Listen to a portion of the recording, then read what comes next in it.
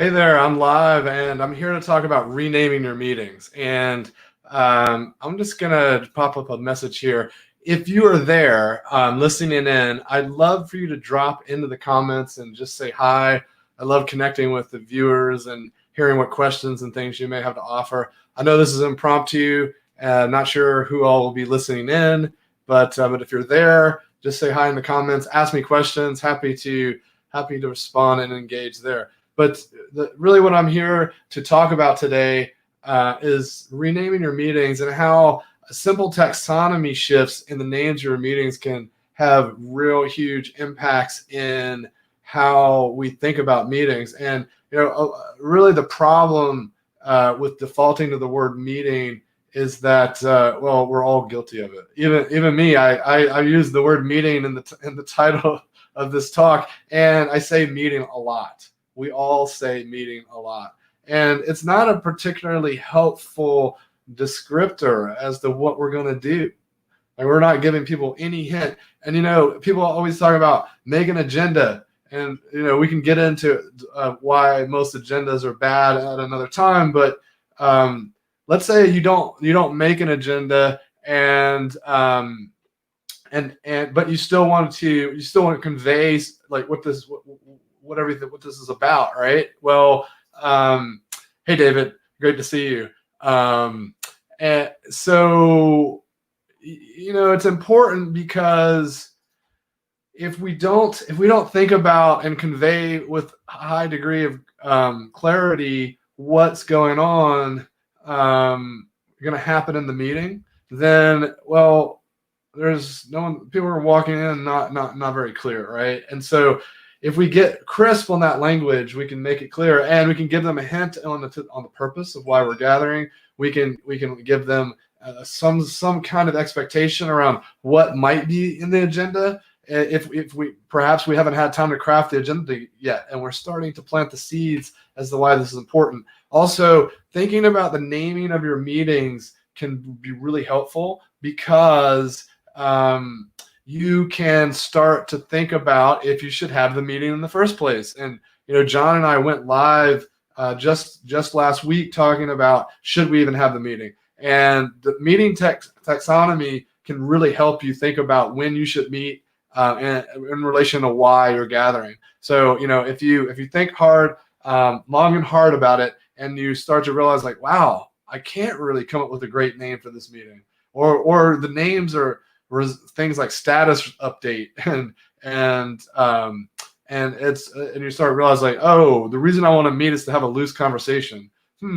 Like maybe I can be a little more intentional about this time that we have together and what we might be able to do with it. And so really sitting down and surveying all the different types of things you do to create a taxonomy and to elaborate on these opportunities for more specificity and to really get clear on kind of why we even want to come together. And then also this leads to really interesting developments around meeting culture, right? Because if you get intentional about designing that taxonomy, what's in there and what's not, you can actually make a list of things that you do not meet about.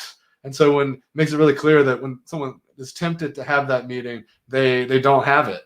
Also, if we're very clear on our language, then we can know when to opt in and opt out of meetings. So often meetings get thrown on our calendar. We're not even quite sure why it's there or what's going to happen. So getting really clear on the names, really important. And I put this in on the screen. What meetings can you rename? So I'd love to hear in the chat if you have ideas on meetings that you might want to rename. And it looks like I've got some comments here from Arizona. Love the idea of making sure that meetings are aptly named and have real agenda. Includes everyone who attends with internal resistance of attending future gatherings. That's right. If we set the tone correctly, we're going to get a lot more engagement. And this thing is often we don't have it all figured out when we need to let people know to reserve their time. So if we name this thing well, that is the first seed into our purpose. That's this first toe in the water and the agenda. Because as Priya Parker said in her book, The Art of Gathering, your event starts the minute your attendees hear about it. So as soon as they start getting invited, people start sharing out when this thing's happening and what it's about, that's when they're starting to make and set these expectations. So so I'd love to hear from you that are listening in. What meetings can you rename? I really want you to think a little bit about, what things do we do on a regular basis? Even maybe flip over to your calendar, look through it and say, wow, what meetings can we put better titles to? We can give better conceptual frameworks for why we're coming together. So let's look at this from the perspective of being super intentional with our words. So we set the right purpose, right? We have this concept at Voltage Control around no purpose, no meeting. And so it's fine to have a purpose and to pat yourself on the back that, like, yes, we decided to have this meeting and it's very clear in our heads and in the steering committee why this is important and what this purpose is. But if we don't communicate it, then it's not clear. So we have to clarify that purpose. We have to make sure everyone understands it and there's a shared understanding. And even when we do our best to do that, sometimes their shared understanding is not there. That's why we love to start meetings off with intention or reflection and share outs around how people view that purpose. I love this question when you just start a meeting with, why are we here? Hopes and fears is another variation of that. There's so many varieties you can play with, but checking that purpose and being intentional about it. And the name of your meeting, again, can ladder into that. It can be the first little nugget to help setting that expectation and getting clear on what that purpose is and why it matters that we think we should come together. And let me tell you, my favorite meeting types and titles and names are typically verbs, or they'll include some kind of verb. Because if it's not a verb, it means you're probably not doing something. And let's hope it's not, these verbs aren't update unless we're updating a document. We don't want to be informing. There's different types of meetings, whether we're exploring things together or deciding or ideating, generating. But if it's purely informative, then we might want to rethink it. Maybe we want to bolt on a decision with that information. Maybe we want to explore stuff together with that information. Or maybe we want to see how people react. Maybe we want to gather input. Maybe it's generative. Maybe the information sharing is meant to be generative so that we can see how people are integrating and understanding and what we might go do with that after. But let's be really clear on that stuff, because if we're not clear on it, then we run the risk of just getting in front of the room and just vomiting information at people without thinking about well, if we truly need to generate reactions to this information, what's the best way to do that? So then I can design for that outcome. So getting clear on these names and the purpose helps you actually design better outcomes. So it's just, as we think about it, unpack it more, it becomes more and more clear why this is important. And again, let's come back to the verbs. So do the work in the meeting. The title should reflect the work that you're doing in the meeting. So do the work in the meeting is one of our one of our meeting mantras that we believe in greatly. And if you're going to embrace the do the work in the meeting mantra, it means you need to bring something to the meeting that you're going to work together to complete or to modify or to expand and improve on. And so deciding what that thing is, that can be the noun of your meeting, but what's the verb that you're going to do to that? What work are you going to do to something? What outcome, what deliverable? How do we know we're done? How can we measure that we've been successful? So if this meeting was totally helpful and we were just achieved our wildest dreams, what was known to be true? So that is something that I really want you to think about, these nouns that we're working on, these verbs that we're doing to the nouns.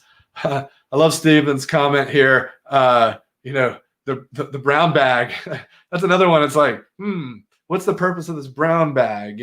Is it that we're going to is it mildly educational? And if so, why do we need this mildly educational stuff? Maybe it's so that we can upskill the team, improve morale. Well, maybe if that's the case, we need to design in something that we can assess that happened, and maybe we can assign some deliverables or outcomes. Maybe there's work to be done based on what people are learning. How can they integrate it into their work? And so that's the decision that's being made. So we're not just coming to be informed on this topic. We're coming together to learn about something, to discuss and explore together how it impacts our work, and then what we might go do about it. So what are the implications to our team?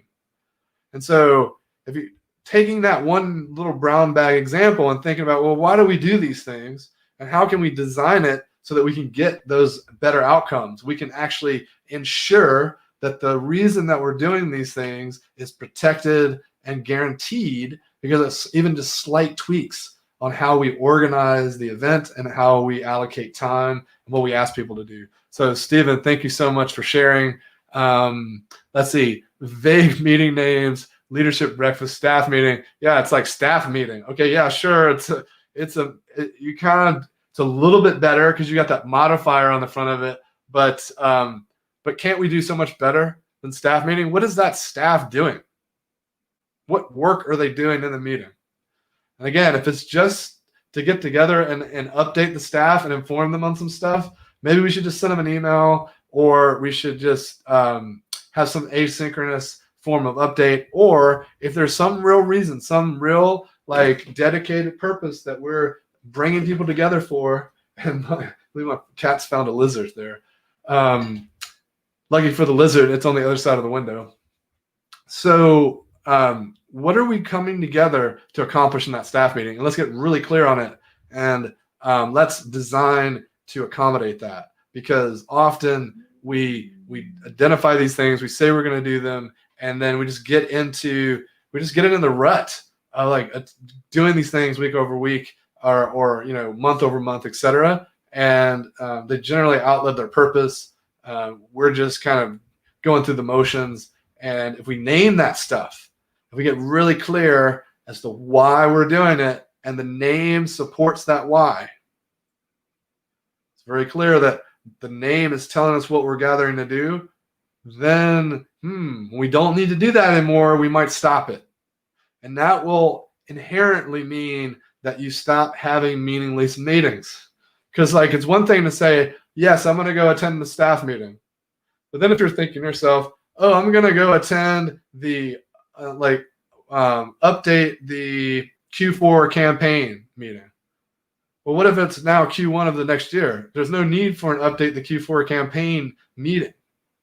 It's very clear. Like its purpose is identified. And if we don't need to do that, if that work is unnecessary right now for whatever reason, it's been obviated, then we can make a decision. So the name becomes a decision-making tool where we can opt in and out, and we know clearly what we're going to do when we come in. So again, I highly encourage you to think about what meetings can you rename. Look at your calendar, start to explore options for just like changing the names. Just go in your calendar and just literally update the meeting invites with new names.